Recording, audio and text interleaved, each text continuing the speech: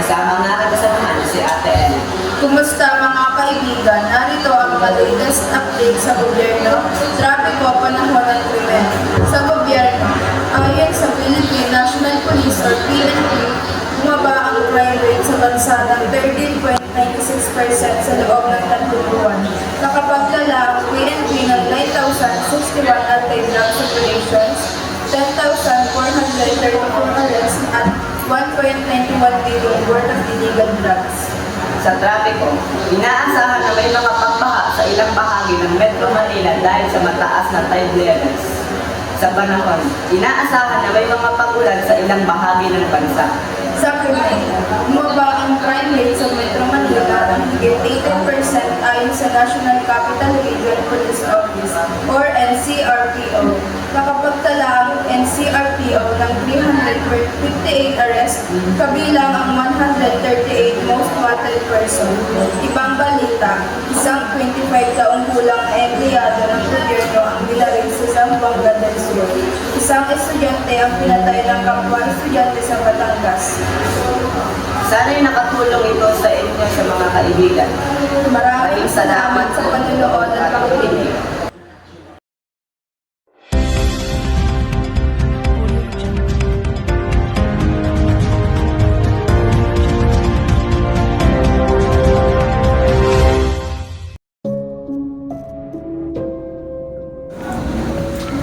Magandang araw mga kabayan. Ako ang inyong host si Ate Nel at Ate Lynn. At bukas na ating programang Kababalaghan. Magandang araw mga kabayan. Ako ang inyong host si Ate Nel at Ate Lynn. Bukas na ang ating programa Kababalaghan. Dito natin tatalakayin ang mga misteryong hindi mapaiwa. Okay, 1, 2, 3, go. Magandang araw mga bayan, ako ang inyong host si Ate Nel at Ate Lynn. At bukas na ating programang Kababalaghan.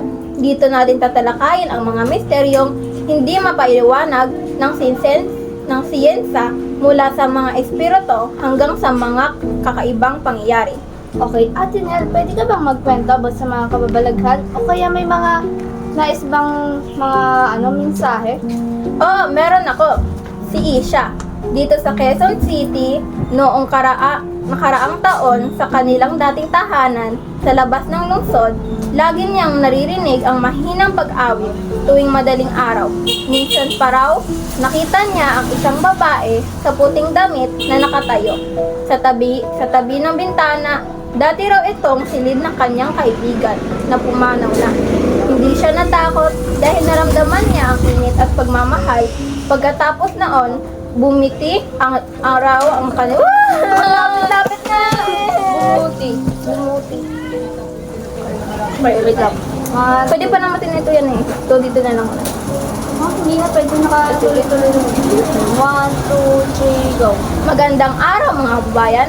Ako ang inyong host si Ate Nel At Ate Lynn, at bukas na ang ating programang Kakababalaghan. ako na lang kayo sa ganyan, tapos ikaw na lang sa ganito. Yung magdali pa to. Hindi, promise. Wait. Palit na ako kasi sa anak ko. Okay. Ako na, okay. 1, 2, 3, go. Magandang araw mga kababayan. Ako po ang inyong host na si Ate Len. At si Ate Nel. At ngayong araw, tayo ay bukas na naman sa ating programang Kababalaghan. Dito natin tatalakayin ang mga misteryoso hindi maipaliwanag na siyensa mula sa mga espiritu hanggang sa mga kakaibang pangyayari. At may mensahe si Ate Isha, taga Quezon.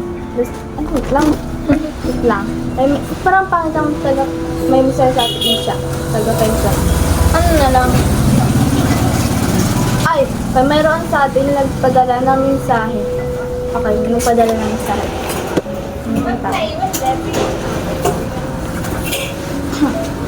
Smart, okay na.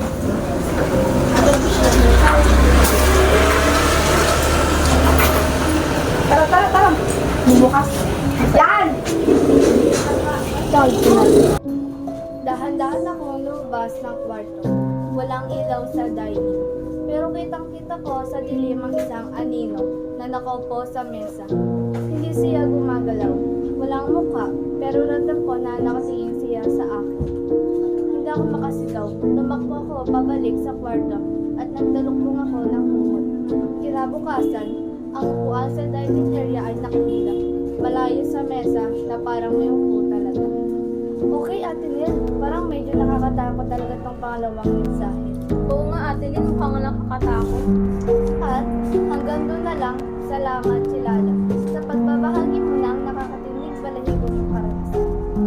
Okay, ang mga ganitong kwento ay nagpapalala sa atin na may mga bagay na lampas sa ating pangunawa. Sinasabi ng mga siyentista na ang mga anino at tunog ay posibleng resulta ng sleep paralysis. So, tuwing nakakaranas tayo nito, parang ang mas maganda siguro gawin ito ay may katabi tayo sa pagtulog, di ba? Oo. Okay. Saka yung marami pag nagising ka. Ngunit, para sa mga nakaranas nito, alam nila na hindi lang ito gawa-gawa ng isip. Okay, so ngayon, sagutin natin ang inyong mga tanong. Mula kay Rosales, totoo ba na kailangan bigyan ng pagkain ng mga multo? Sa tingin mo, Tinel, para sa'yo, kailangan ba o hindi? Para sa akin, kahit okay lang kapag bigyan mo para hindi ka tatakutin. Sige. At sa aking opinion naman ay oo. Dahil marami ang naniniwala na maglagay ng pagkain at tubig tuwing gabi. Lalo na sa mga araw ng nakapatay para pakita nila ang kanilang respeto. At mula naman kay Moba Joe, nakakita ko ng puting anyo sa labas ng bahay. Delikado ba? Sa tingin mo, anong klaseng puting anyo kaya ito? Baka white lady ata. Sa tingin ko din. Sa akin ang opinion ay, hindi po lahat ay delikado. Minsan ay mga white lady. So tama ka dun, Ate. Na nagbabantay o nagbibigay ng babala. Basta, igalang at huwag abalahin. At kung ganito na nga lang po ang ating Galiradyong Kababalaghan. Ngayon, iyon na po ang kababalaghan ngayong araw. Magpadala lang kayo ng inyong kwento o tanong sa aming social media. Paalam na. Magandang araw mga kaluhalo, nandito ang inyong DJ Artin para magatid ng ilang karatunan. At kasama ako ang aking dalawang matalayong kaibigan na magaling magpatawa. So ngayon pre, may kukwento ako sa inyo tungkol sa ginawa namin nung nakaraang klase.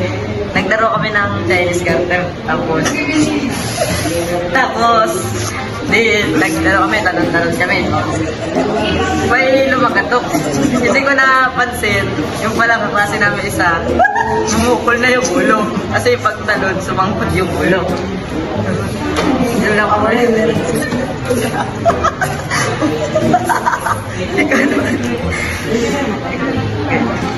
Ano pre yan? Ano mo kwento? Aking kwento ay aking klase. Laro kami ng basketball at hindi ko alam na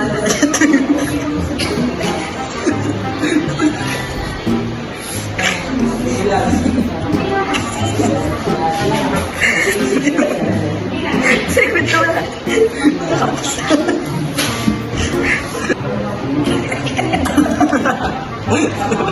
Sige, game. May isa pa akong pre kwento sa inyo.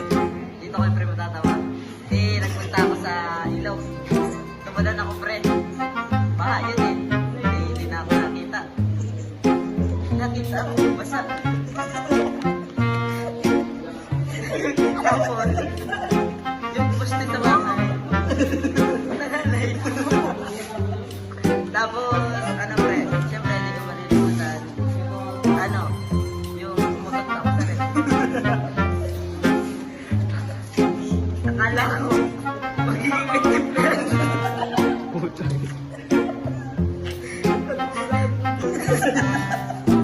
Naging ice cube ka.